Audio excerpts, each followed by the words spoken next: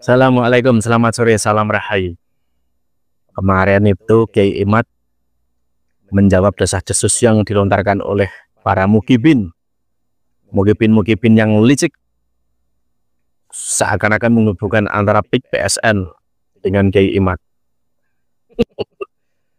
Itulah cara mereka itu memang seperti itu, mengupayakan pecah belah, adu domba, sama kayak tuannya yang dulu itu, majikannya dulu itu, Kang Belanda gitu loh. Mereka menggunakan taktik pecah belah. Satu hal seperti Qori saja kemarin itu, dia berubah seperti itu salah satu efeknya gitu loh. Taktik mereka seperti itu. Walau Qori itu merasa dirinya itu cerdas, merasa dirinya itu tahu bahwa ini nanti begini begitu gitu. Ternyata lawannya tuh lebih cerdas, lebih licik. Makanya akhirnya Qori apa? Berputar balik, membela Ba'alwi, ya kan? Nah itu hasilnya dari pecah belah taktik mereka. Sebenarnya itu pun disengaja juga, dalam artian apa? Saat saya melihat obrolannya Qori dengan Wafi, di situ tuh ketahuan Wafi maunya gimana, Qori bagaimana gitu loh.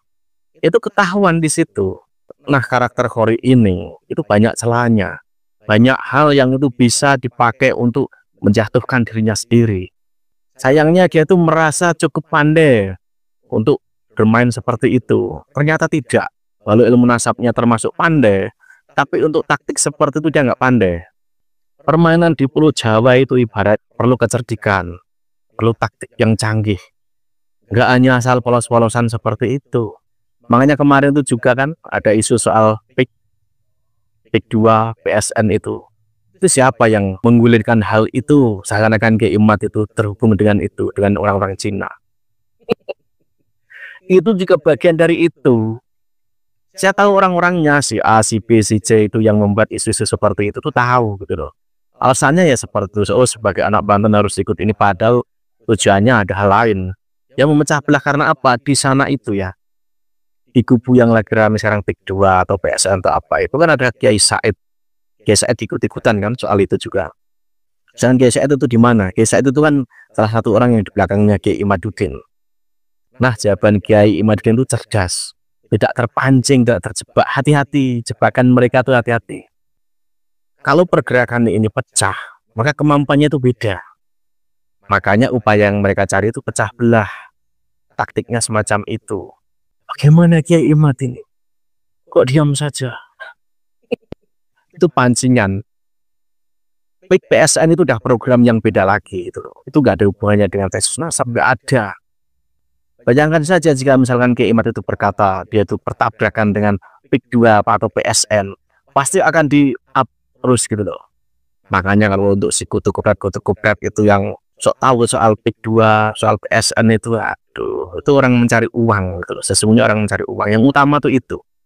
Kebanyakan orang-orang yang terlempar dari gerakan-gerakan tesis nasab itu orang-orang yang sebenarnya satu, orang bingung. Dua, dia butuh uang lebih. Itu ada di jejaknya mereka kok. Kalau ada cerita itu ada. Entah itu niatnya bercanda, entah itu betulan, tapi di jejaknya itu ada. Kadang orang itu ya, apa yang tersembunyi di dalam hatinya itu terungkap dengan cara-cara semacam itu. Entah itu lewat candaan, entah apa. Nah ini dia nih videonya Kiai Imad menjawab. Pendek saja lah, gak usah panjang-panjang, ini videonya. Ngomong pakai muqaddam sebagai orang bayang yang tidak ada sejarahnya, tidak ada sosoknya, ini disangka dibayar oleh Cina katanya.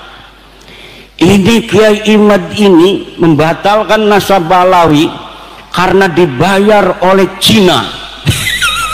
Kata saya, urusannya apa Cina sama saya? Apa untungnya Cina itu sama batalnya nasab Balawi? Sekarang kan di Banten lagi ada proyeknya Pak Jokowi dulu, proyek strategis nasional, namanya PIK 2. Saya kan nggak ngomong, mau setuju, mau menerima, mau menolak, saya nggak ngomong. Itu banyak orang-orang yang musuh-musuh Pak Jokowi itu sekarang lagi menolak proyek strategis nasional PIK 2. Lalu karena saya diem aja, tuh lihat Kiai Imad, kalau nasab Habib aja dikejar, tapi adanya penjajah Cina katanya di Tangerang, Banten, dia diam saja. Aktivis-aktivis sudah menolak, tapi Kiai Imad diam saja. Itu tanda bahwa isu nasab ini dibayarin oleh Cina PIK 2 katanya. Bos, itu PIK 2 itu proyeknya Baklawi, bos.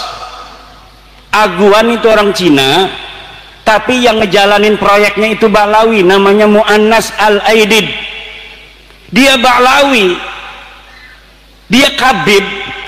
Kalau saya melihat Baklawinya, saya langsung nolak. Tapi orang nolak, orang menerima itu harus tahu apa yang ditolak, harus tahu apa yang diterima. Jangan kita nggak ngerti apa-apa kita menerima, jangan kita nggak tahu apa-apa kita menolak. Saya nggak ngerti PIK 2 ini jenis kelaminnya apa, ini makhluk model apa ini PIK 2. Kenapa? Karena saya belum mendapat penjelasan sebenarnya seperti apa, proyeknya apa, manfaatnya apa, kerugiannya masyarakat apa kalau diterima. Nah, kalau sudah ada ilmu koma bi an ilmu bi PIK wa PSN, baru kita boleh mengatakan menerima, boleh mengatakan menolak.